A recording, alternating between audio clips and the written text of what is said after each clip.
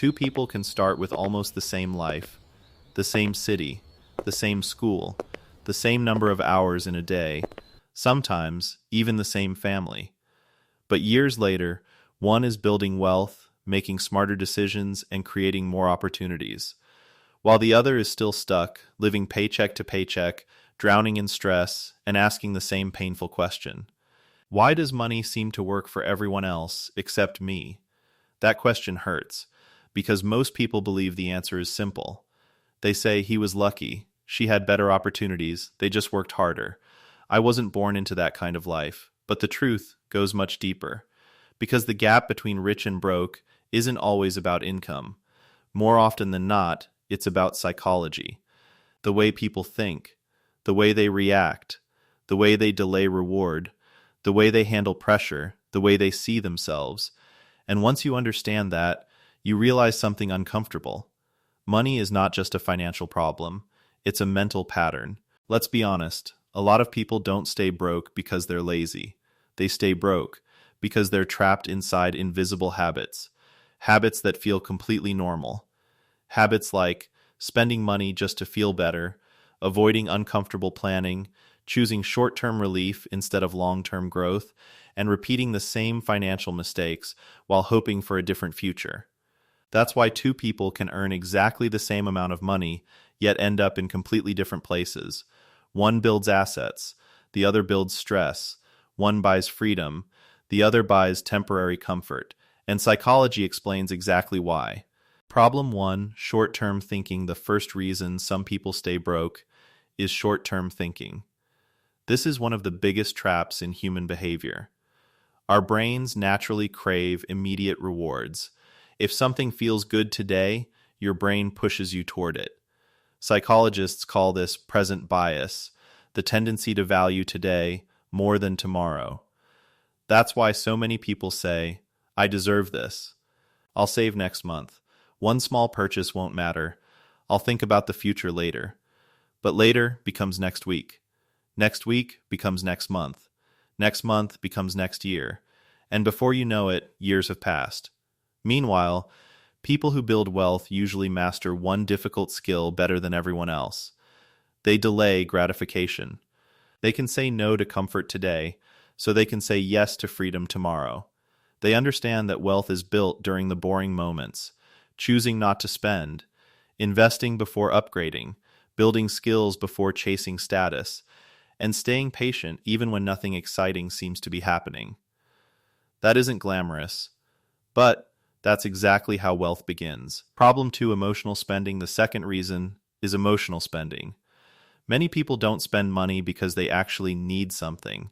They spend because they need relief. Stress, boredom, insecurity, loneliness, comparison. Buying something gives the brain a quick burst of comfort. For a brief moment, it feels like control, but it's only an illusion. Because once the excitement disappears, the bill is still there. And suddenly, that feeling of comfort is replaced by guilt, regret, and shame. That shame often leads to another bad decision until it becomes a cycle. Stress leads to spending. Spending creates guilt.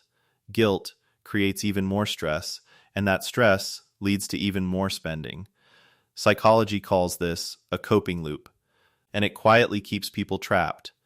Wealthy people aren't perfect, but many of them develop emotional discipline. They don't allow every emotion to become a financial decision.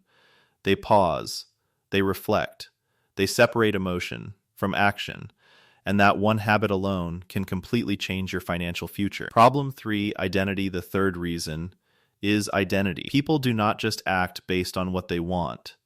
They act based on who they believe they are. If someone secretly believes, I'm bad with money, people like me never get rich, I'm just not that type of person, wealth is for other people, then their behavior will usually match that identity. This is powerful psychology, because identity drives habits, and habits drive outcomes. If you see yourself as someone who survives, you will spend like a survivor. If you see yourself as someone who builds, you will act like a builder. This is why real financial change does not start with a bigger paycheck.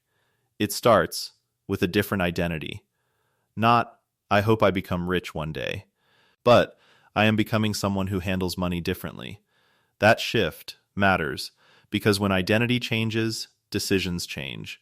And when decisions change, life changes. Problem 4, social circle. The fourth reason is your social environment. People are heavily influenced by the people around them. What feels normal in your circle eventually becomes normal inside your mind. If everyone around you is spending every weekend flexing instead of saving, mocking discipline, or treating financial responsibility like it's boring, then your brain slowly begins to accept that behavior as normal. And before you realize it, you start copying it without even noticing.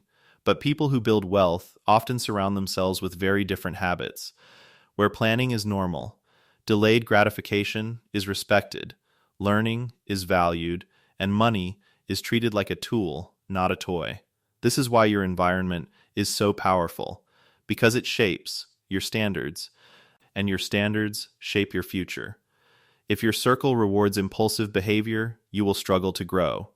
But if your circle rewards discipline, your mind naturally begins to expand. Problem 5, fear, A&D, indecision. The fifth reason is fear. A lot of people are not broke because they do nothing.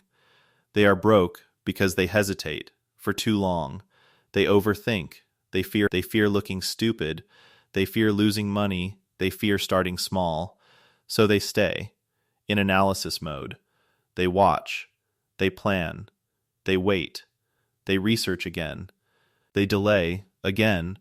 And while they're waiting for the perfect moment, life quietly moves on. People who build wealth usually aren't fearless. They simply learn to act even when uncertainty exists. They accept that progress will look messy at first. Because they understand something most people never do. You do not need perfect certainty to move forward. You only need enough clarity to start.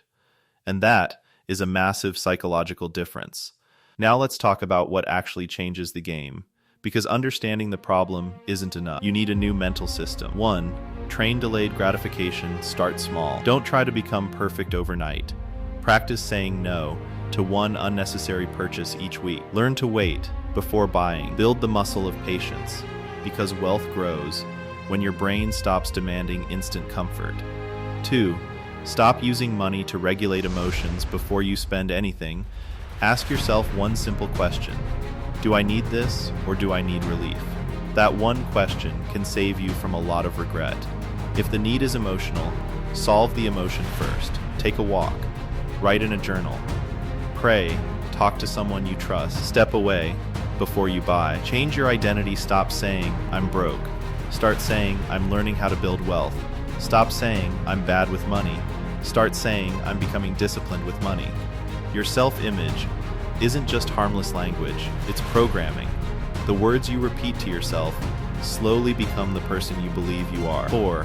Upgrade your environment. Spend more time with people who talk about growth, skills, business, saving, investing, and self-control. Because your environment should challenge your habits, not protect your weaknesses. The people around you quietly shape the person you become. 5. Focus on skills, not status. Many people stay broke because they chase the appearance of success before building the engine that actually creates success. They want the image before the income. But real wealth usually comes from creating value through skills, problem solving, consistency, and discipline. Learn to create value first, because that's what keeps money coming back. Closing. So, why do some people become rich while others stay broke? Not because one group is magical, not because one group was born superior, but because their psychology is different. One side lives for relief, the other side lives for results. One side reacts emotionally, the other side thinks strategically.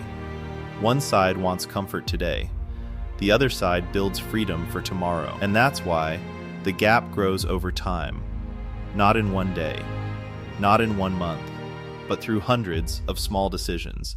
And eventually those small decisions become a life. If you change the way you think, you can change the patterns you follow. And if you change your patterns, you can change your future. Because money isn't only about how much you earn, it's about how you think when nobody is watching.